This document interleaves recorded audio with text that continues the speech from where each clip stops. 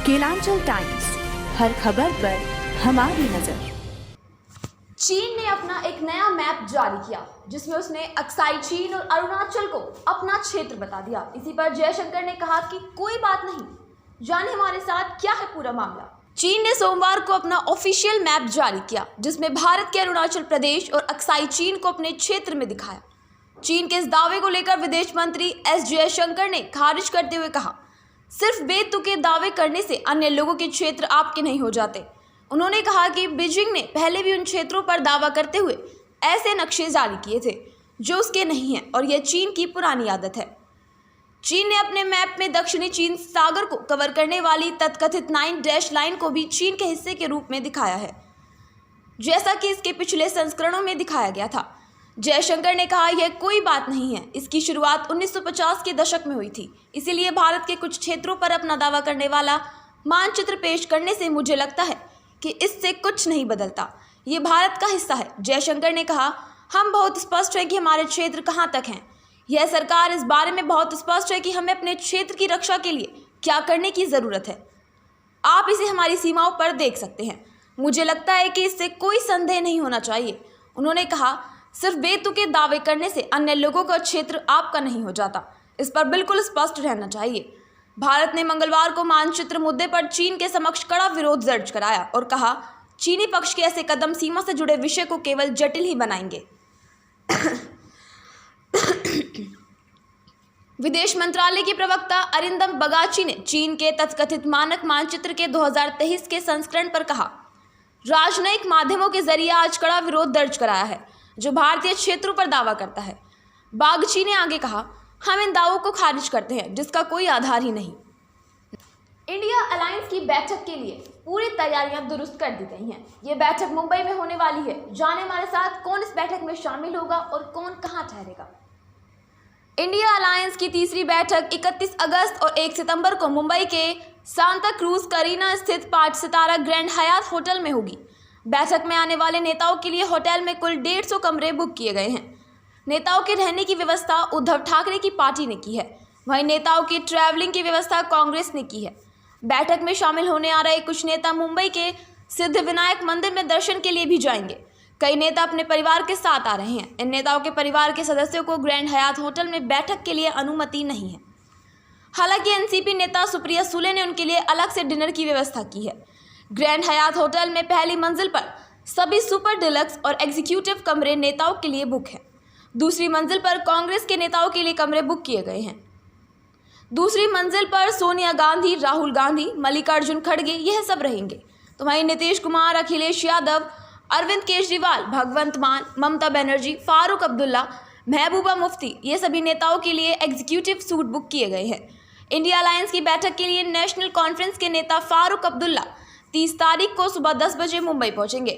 तो वहीं left party के नेता डी राजा शाम तक पहुंचेंगे।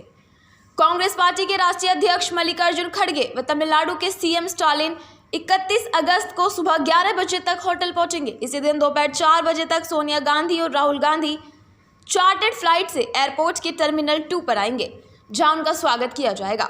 दोपहर 3 से 4 बजे के करीब ही अरविंद केजरीवाल, भगवंत मान, ममता बनर्जी, नीतीश कुमार, महबूबा मुफ्ती और अखिलेश यादव भी चार्टर्ड फ्लाइट से मुंबई पहुंचेंगे। अगस्त तक शाम 6 बजे तक सभी पार्टी के नेता होटल पहुंच जाएंगे। शाम 6 बजे से 8:30 बजे तक सभी नेताओं की फॉर्मल मीटिंग होगी। इसके बाद उद्धव ठाकरे ने सभी नेताओं के लिए डिनर का आयोजन किया है। बैठक के दूसरे दिन 1 सितंबर को सुबह 10:30 बजे से दोपहर 2 बजे तक इंडिया अलायंस की बैठक होगी। वहीं 3 बजे के बाद प्रेस कॉन्फ्रेंस का आयोजन किया जाएगा। इसके बाद सभी नेता अपने राज्य लौट जाएंगे। G20 शिखर सम्मेलन में जहां एक तरफ पहले से दिल्ली पूरी तरह उत्साह में है, तो वहीं दूसरी तरफ सियासी गलियारों में इसकी एक अलग ही बगावत चल रही है। जी हां, बीजेपी ने अरविंद केजरीवाल की सरकार पर आरोप लगाया है कि वही सारा क्रेडिट ले रहे हैं।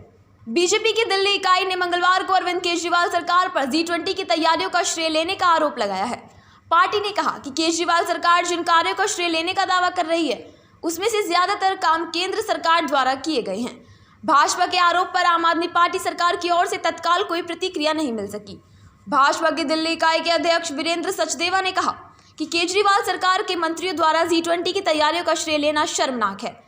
सचदेवा ने आप सरकार पर निशाना साधते हुए कहा यदि केजरीवाल सरकार को श्रेय लेना है तो उन्हें मिड डे मील खाने से बच्चों के बीमार होने पर और अपनी पार्टी के पार्षद के पति के भ्रष्टाचार का श्रेय लेना चाहिए। सचदेवा ने दावा किया कि केंद्र सरकार ने अब तक G20 के लिए लगभग 4,500 करोड़ रुपए खर्च किए हैं, जबकि केजरीवाल सरकार ने केवल 51 करोड़ रुपए खर्च किए हैं।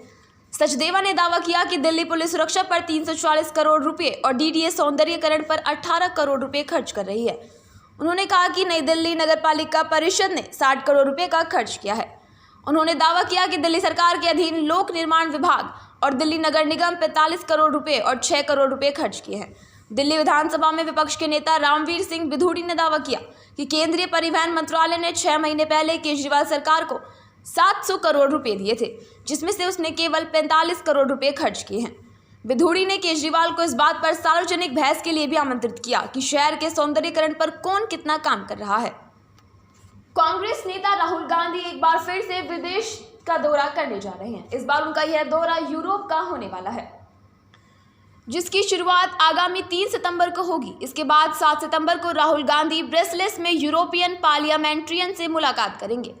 राहुल 8 और 9 सितंबर को फ्रांस में रहेंगे। 8 सितंबर को वह दोपहर 3 बजे यूनिवर्सिटी में स्टूडेंट्स के साथ संवाद कार्यक्रम में भाग लेंगे और 9 सितंबर को फ्रांस के पार्लियामेंट्रियन से मुलाकात करेंगे। राहुल गांधी 10 सितंबर को नॉर्वे जाएंगे और 11 सितंबर को नॉर्वे में भारतीय प्रवासियों के संवाद करेंगे। इसके बाद 14 सितंबर को राहुल भारत वापस लौट आएंगे। खबर है कि राहुल अपने इस दौरे में कुछ और यूरोपीय देश घूम सकते हैं, जैसे कि ऑस्ट्रिया, इटली और हॉलैंड शामिल हैं। बता दें कि सांसदी बहाल होने के बाद राहुल गांधी का ये पहला विदेशी दौरा होगा। वहीं इस साल की ये उसकी तीसरी विदेश यात्रा है। इससे पहले राहुल मई के आखिरी सप्ताह में अमेरिका का दौरा किया था। इसके बाद राहुल लंदन गए थे। दोनों ही जगह उन्होंने मोदी सरकार पर जमकर निशाना साधा था। राहुल गांधी ने हाल ही में लद्दाख का भी दौरा किया। इस दौरान उन्होंने लेह शहर में सुरमे पेंगोंग झील तक बाइक भी दौड़ाई थी। इस दौरान राहुल को KTM 390 ड्यूक बाइक पर देखा गया था। राहुल ने लद्दाख में भी मोदी सरकार पर निशाना साधा था और कहा था कि देश में BJP और RSS नफरत फैला रही है। उन्होंने कहा कि हमने नफरत के बाजार में मोहब्बत की दुकान खोली है। कांग्रेस देश में मोहब्बत और भाईचारा फैला रही है। रसोई गैस सिलेंडर में कटौती होने पर ही सियासत शुरू हो चुकी है। ओवैसी और अखिलेश यादव ने सरकार को चारों तरफ से घेर लिया है और जमकर निशाना साध रहे हैं। एक तरफ रसोई गैस के 200 रुपये सस्ता होने पर देश की जनता में उत्साह है, तो वहीं दूसरी तरफ विपक्षी नेता इस मुद्दे पर भी सरकार को घेर रहे हैं। ऑल इंडिया मजलिस-ए-इत्तेहादुल मुस्लिमीन के राष्ट्रीय अध्यक्ष असदुद्दीन ओवैसी ने इस मामले पर बयान दिया। उन्होंने कहा, जो दावा कर रहे हैं, क्रेडिट ले रहे हैं, वह आज भी गरीबों के लिए महंगी चीज़ है। ना पेट्रोल की कीमत कम हो रही है और ना ही डीजल की कीमत कम हो रही है। G20 में 4,500 करोड़ रुपए खर्च किए जा रहे हैं। अगर वही पैसा गैस सिलेंडर में दिया जाता तो गैस सिलेंडर भी 300 रुपये में आ जाता। मुझे नहीं लगता कि इससे गरीबों को कुछ फायदा होगा। यूपी के पूर्व CM अखिलेश यादव ने इस मुद्दे पर ट्वीट कर कहा, 100 महीनों की लूट फिर 200 की छूट। लगता है भाजपा के कैलेंडर में ओणम और रक्षाबंधन 10 साल में एक बार ही आता है। ऐसा करके भी लोग मुस्कुरा कैसे लेते हैं। अब भाजपाई धन्यवाद का धारावाहिक भी शुरू कर देंगे।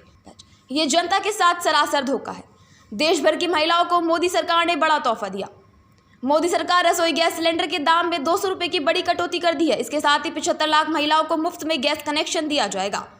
इस फैसले से आम लोगों को महंगाई से बड़ी राहत मिलेगी। हाल के दिनों में आसमान छूती महंगाई के चलते लोगों की परेशानी बढ़ी थी। इससे पहले लोगों को थोड़ी सी राहत मिलेगी। बता दें कि राजस्थान की कांग्रेस सरकार गरीबों को सिर्फ 500 रुपये में गैस सिलेंडर उपलब्ध करा रही है। तो वहीं मध्य प्रदेश के मुख्यमंत्री शिवराज सिंह चौहान ने अगस्त माह से 450 रुपये में गैस सिलेंडर देने की घोषणा कर चुके हैं। तमाम ऐसी बड़ी खबरों के लिए जुड़े रहें केलांचल टाइम्स के साथ।